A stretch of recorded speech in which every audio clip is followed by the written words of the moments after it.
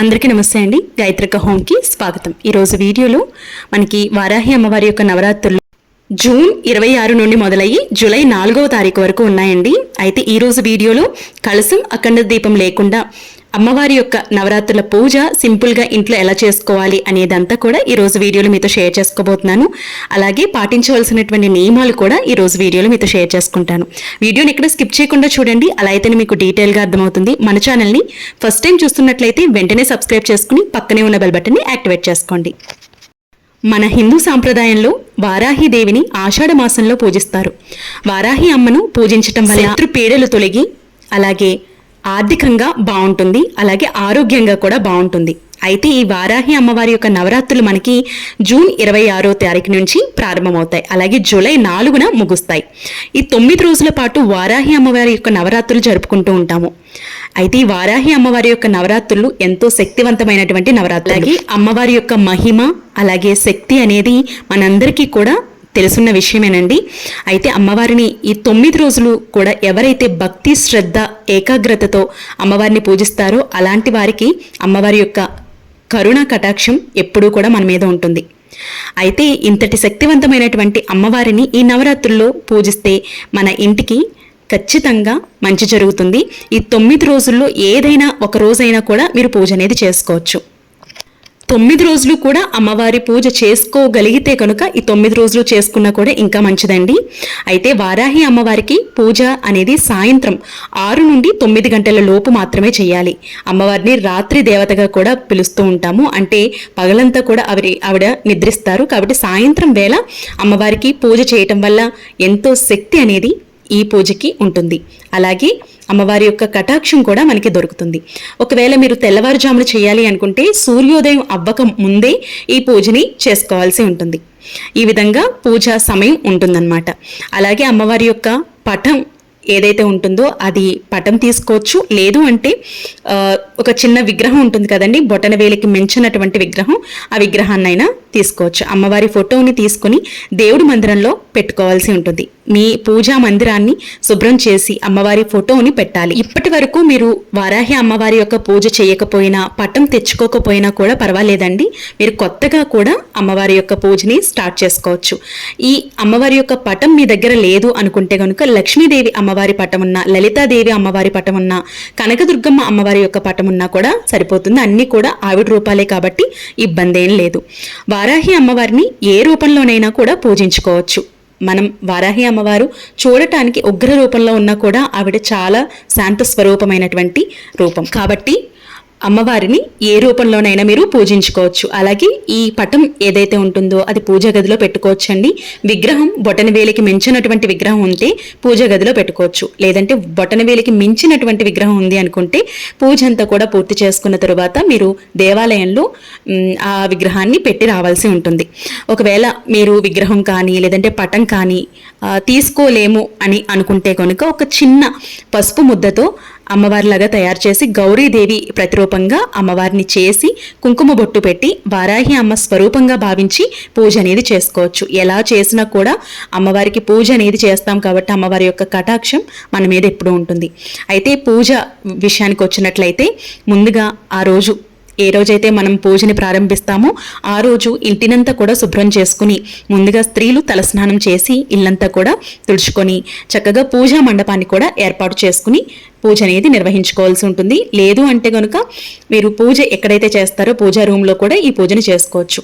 మీరు సెపరేట్గా పీఠం పెట్టి కలశం అఖండ దీపం ఏర్పాటు చేసుకుని పూజ చేసుకోవాలి అనుకున్నవారు ఒక దీక్షలాగా చేసుకుని గురువుల ఆధ్వర్యంలో పూజ అనేది చేసుకోవాల్సి ఉంటుంది. వారాహి అమ్మవారిని ఎవరైనా పూజించవచ్చండి. సింపుల్గా ఇలా చక్కగా అమ్మవారికి పూజ అనేది చేసుకోవచ్చు. నార్మల్గా పూజ చేయాలి అనుకున్నవారు పీఠం ఏర్పాటు చేసుకోకుండా సింపుల్గా పూజ చేసుకుంటామా అనుకున్నవారు నార్మల్గా అమ్మవారికి పూజ అనేది చేసుకోవచ్చు. అయితే అఖండ దీపం కలశం ఏర్పాటు చేసి పూజ చేయాలి అనుకున్న వారు మాత్రం తప్పకుండా నియమనిష్టలు అనేవి పాటించాలి. ఎందుకంటే కొన్ని క్రమబద్ధమైనటువంటి నియమనిష్టలు అనేవి ఉంటాయండి ఈ పూజ కోసం. సో అవన్నీ కూడా పాటించాల్సి ఉంటుంది. ఇంటినంతా కూడా శుభ్రం చేసుకున్న తర్వాత ఇల్లంతా కూడా పసుపు నీటిని చల్లుకోవాలి. అలాగే గంగా జలం ఉన్నట్లయితే కనుక గంగా జలం కూడా చల్లుకోవాల్సి ఉంటుంది. మీ ఇంటి గడపకి తప్పకుండా పసుపు రాసి కుంకుమ బొట్లు పెట్టి ముందుగా ద్వార పూజ అనేది చేసుకోవాల్సి ఉంటుంది. ఈ ద్వార పూజ అనేది ఎలా చేయాలి అనేది నేను నెక్స్ట్ వీడియోలో మీతో షేర్ చేస్తాను. ఈ విధంగా గడపకి పసుపు రాసి గుమ్మంని చక్కగా గుమ్మం ముందు ముగ్గు అనేది వేసుకున్న తరువాత గడపని పూజించుకోవాల్సి ఉంటుంది. ఇలా ముగ్గు అనేది వేసుకోవటం వల్ల గడపని పూజించడం వల్ల గుమ్మం అనేది మన ఇంటి ముందు కలకలలాడుతూ ఉంటుంది. కాబట్టి వారాహి అమ్మవారు మన ఇంట్లో స్థిర నివాసం ఉండటానికి శుభ సూచకం అన్నమాట. అదేవిధంగా మీ పూజ గదిని కూడా శుభ్రం చేసుకుని దేవుని పటాలకి కూడా పసుపు కుంకుమ పెట్టి పూలతో అందంగా అలంకరించుకోవాలి. పూజని ప్రారంభించే ముందు తప్పకుండా పూజ గదిలో అక్షింతలు ఉండేటట్టు చూసుకోవాలి. మీరు ముందే పూజకి కావలసినటువంటి ఏర్పాట్లన్నీ కూడా చేసుకున్న తరువాత మీరు పూజని ప్రారంభిస్తే చాలా మంచిది. ఇలా ఏర్పాట్లన్నీ చేసుకున్న తరువాత ముందుగా గణనాథుడికి పూజ అనేది చేసుకోవాల్సి ఉంటుంది. గణనాథుడికి ముందుగా పసుపు కుంకుమ అక్షింతలు అలాగే వస్త్రం సమర్పించి చిన్న బెల్లం ముక్కని నైవేద్యంగా పెట్టి స్వామివారి యొక్క శ్లోకాలు స్తోత్రాలన్నీ చదువుకొని ఈ పూజలో ఎలాంటి ఆటంకాలు లేకుండా చూడు స్వామి అని నమస్కరించుకుని తరువాత పూజని ప్రారంభించాల్సి ఉంటుంది. అమ్మవారి యొక్క అష్టోత్తరాలు అలాగే అమ్మవారి యొక్క పాటలు ఇవన్నీ కూడా పాడుకుంటూ అష్టోత్తర శతనామావళి చదువుకుంటూ అమ్మవారికి చక్కగా అమ్మవారికి ఇష్టమైనటువంటి పూజా ద్రవ్యాలు చిట్టి గాజులు కానివ్వండి లేదంటే గోమతి చక్రాలు కానివ్వండి వీటితో పూజ అనేది చేసి అష్టోత్తరం అనేది చదువుకోవాల్సి ఉంటుంది. తరువాత దీపధూపాన్ని చూపించాల్సి ఉంటుంది.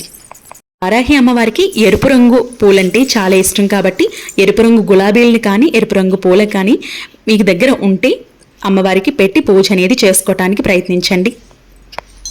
అలాగే అమ్మవారికి చీరని సమర్పించాలి అంటే తాంబూలం పెట్టి చీరను కానీ బ్లౌజ్ పీస్ని కానీ పెట్టి అమ్మవారికి సమర్పించి మీరు పూజని ప్రారంభించవచ్చు. ఇలా కూడా తాంబూలం ఇచ్చి పూజ అనేది చేయొచ్చు అనమాట. లేదు అనుకుంటే 9 నవరాత్రులు పూర్తయిన తరువాత అమ్మవారికి గుడికి వెళ్ళి అక్కడ మీరు చీరని సమర్పించి రావచ్చు. లేదు అంటే అమ్మవారి దగ్గర పెట్టినటువంటి చీరని ముత్తైదువుకి కానీ ఇవ్వవచ్చండి. మీరు ఎలా ఇచ్చినా కూడా అమ్మవారి వరకు చేరుతుంది. మనం దీపారాధన చేసిన వెంటనే అక్కడ ముక్కోటి దేవతలు కూడా ప్రత్యక్షం అవుతారట. కాబట్టి దీపాన్ని వెలిగించిన వెంటనే దీపానికి ఖచ్చితంగా నమస్కారం అనేది తెలియచేసుకోవాలి. పూజల అమ్మవారికి నైవేద్యంగా బెల్లం పానకాన్ని సమర్పిస్తే చాలా మంచిదండి. లేదు అనుకుంటే స్వీట్ ఏదైనా తీపి పదార్థాన్ని ముందుగా నైవేద్యంగా పెట్టవలసి ఉంటుంది. మీరు ఒక్కరోజు పూజ చేసుకుంటే మీ శక్తి కొలిది నైవేద్యాల్ని తయారు చేసి అమ్మవారికి పెట్టుకోవచ్చు. లేదు అంటే మీరు 9 రోజులు కూడా నిర్విరామంగా పూజ చేయాలి అనుకుంటే కనుక బెల్లం పానకాన్ని రోజు నివేదించినా కూడా పర్వాలేదన్నమాట. లేదంటే ఒక చిన్న బెల్లం ముక్కనైనా నైవేద్యంగా పెట్టి పూజ అనేది చేసుకోవచ్చు. అలాగే మీ సంకల్పం ఏంటి అనేది తప్పకుండా అమ్మవారికి చెప్పుకోవాలండి. ఎందుకంటే మన సంకల్పం ఒక్కొక్కరికి ఒక్కొక్క రకంగా ఉంటుంది. మీకున్నటువంటి ఏ బాధ అయినా కూడా అమ్మవారికి చెప్పుకోవచ్చండి. తప్పకుండా అమ్మవారు మీకున్నటువంటి కష్టం ఏదైతే ఉంటుందో బాధ ఏదైతే ఉంటుందో అవన్నీ కూడా తీర్చే ఒక అద్భుతమైనటువంటి పూజ అనమాట. తప్పకుండా ఈ నవరాత్రులు అందరూ కూడా పూజ చేసుకుని లేదు అంటే ఒక్కరోజైనా అమ్మవారికి పూజ చేసుకోవటానికి ప్రయత్నించండి. మన ఇంట్లో అంతా కూడా మంచి జరుగుతుంది. అలాగే మన ఆరోగ్యపరంగా బాగుంటుంది. అలాగే మనం ఏదైతే కోరికలు అనుకుంటామో ఏదైతే సంకల్పం అనుకుంటామో అవన్నీ కూడా ధర్మబద్ధమైనవి ఏవైనా కూడా తీరుతాయన్నమాట. అలాగే పూజ అంతా పూర్తయిన తర్వాత ధూపాన్ని చూపించి హారతిని ఇవ్వవలసి ఉంటుంది. మనం పూజలో ఉపయోగించినటువంటి అక్షింతలు ఏవైతే ఉంటాయో అక్షింతల్ని మన తల మీద వేసుకోవాల్సి ఉంటుందన్నమాట. అమ్మవారి యొక్క వారాహి అమ్మవారి యొక్క చరిత్రను కనుక మనం చదువుకున్న లలితా సహస్రనామం చదువుకున్నా కూడా చాలా మంచిదండి. ఎందుకంటే లలిత అమ్మవారి యొక్క స్వరూపం వారాహి అమ్మవారు కాబట్టి లలితా సహస్రనామం కూడా ఈ రోజుల్లో చదువుకోవచ్చు. అలాగే కనకధర స్తోత్రాన్ని పఠించినా కూడా చాలా మంచిది. ఒకవేళ ఇవేమి రావు అనుకుంటే కనుక ఓం హ్రీం వారాహి హరి ఓం అని అనుకుంటే సరిపోతుందన్నమాట. ఇలా అనుకుంటూ పూజ అనేది చేసుకుంటే సరిపోతుంది. ఈ 9 రోజులు కనుక పూజ చేసి ఒక్కసారి చూడండి, జీవితంలో తప్పకుండా మంచి మంచి మార్పులు అనేవి చూస్తారండి. సంవత్సరం అంతా కూడా చాలా బాగుంటుంది. లేదు మేము ఒక్కరోజే పూజ చేసుకోగలుగుతాము అని అనుకున్నవారు ఒక్కరోజే పూజ చేసుకోండి, ఇబ్బంది ఏం లేదు. ఒకవేళ ఇలా కూడా మీకు వీలు పడదు అనుకుంటే అమ్మవారి యొక్క దేవాలయానికి వెళ్ళి అభిషేకం అనేది నిర్వహించుకోవచ్చు. అమ్మవారికి పూజ అనేది కుంకుమ పూజ లాంటివి చేసుకోవచ్చు. అయితే సాయంత్రం వేళ మాత్రమే అమ్మవారికి పూజ అనేది చేసుకోవాల్సి ఉంటుందన్నమాట. అయితే పూజ గదిలో రాగి చెంబును పెట్టుకుంటే మంచిదండి. ఈ 9 రోజులు కూడాను రాగి చెంబు నిండుగా నీళ్లు పోసి అందులో ₹1 బెల్లను వేసి ఈ మీ పూజ గదిలో పెట్టుకుంటే ఈ నవరాత్రులు 9 రోజులు కూడా మీరు రోజు ఆ నీటిని మార్చి అందులో ఫ్లవర్స్ అనేవి మార్చి రాగి చెంబుని పెట్టుకోవాల్సి ఉంటుందన్నమాట. ఇలా నవరాత్రుల సమయంలో రోజు పూజ చేయలేని వారు రాగి చెంబులో ఉన్నటువంటి నీళ్ళని మార్చుతూ అమ్మవారికి నమస్కారం తెలియచేసుకున్న పూజ చేసినటువంటి పుణ్య ఫలితం అనేది మనకి లభిస్తుంది. పూర్వం హిరణ్యకుడు అనే రాక్షసుని సంహరించి భూలోకాన్ని ఉద్ధరించిన విష్ణువు అవతారమే వరాహమూర్తి. వరాహమూర్తికి ఉన్న స్త్రీ తత్వమే వారాహి అమ్మవారు. ఈ 9 రోజులు భక్తి శ్రద్ధతో అమ్మవారిని పూజిస్తే చాలు, అమ్మవారి యొక్క కరుణ మన మీద ఎప్పుడు ఉంటుందండి. ఈ వీడియోలో చెప్పిన విధంగా ఒక్కరోజైనా అమ్మవారికి పూజ చేసుకోండి, చాలా మంచిది. ఇక ఆషాఢ మాసంలో జరుపుకునే వారాహి అమ్మవారి యొక్క నవరాత్రుల్ని గుప్త నవరాత్రులు అని పిలుస్తారండి. గుప్తం అంటే గోప్యంగా ఉంచడం అనమాట. మేము ఈ గుప్త నవరాత్రులు చేసుకుంటున్నాము, వారాహి అమ్మవారి యొక్క నవరాత్రులు చేసుకుంటున్నామని ఎవ్వరికి కూడా చెప్పకుండా, ఎవ్వరికి తెలియకుండా ఈ పూజను చేసుకోవాల్సి ఉంటుంది. ఈ పూజ చేసేవారు తప్పకుండా బ్రహ్మచర్యం పాటించాలి. అలాగే మాంసాహారం అనేది తీసుకోకూడదు, అబద్ధాలు ఆడకూడదు, ధర్మబద్ధంగా ఉండాలండి. ఇటువంటి నియమ నిష్టలతో అమ్మవారిని పూజించాల్సి ఉంటుంది. చూసారు కదా వారాహి అమ్మవారి యొక్క పూజా విధానం సింపుల్ గా ఎలా చేస్తారు. ఈ వీడియో నచ్చినట్లయితే లైక్ చేయండి, షేర్ చేయండి, మీ ఫ్రెండ్స్ అండ్ ఫ్యామిలీ మెంబర్స్ కి తప్పకుండా షేర్ చేసి సబ్స్క్రైబ్ చేసుకోండి. రేపటి ఒక మంచి వీడియోతో మళ్ళీ మీ ముందుకు వస్తాను. మీకు ఏమైనా డౌట్స్ ఉంటే కమెంట్ సెక్షన్ లో అడగండి, తప్పకుండా రిప్లై అనేది ఇవ్వడం జరుగుతుంది. రేపటి వీడియోలో మళ్ళీ కలుద్దాం. అప్పటి వరకు నమస్తే. ఓం శ్రీ మాత్రే నమః.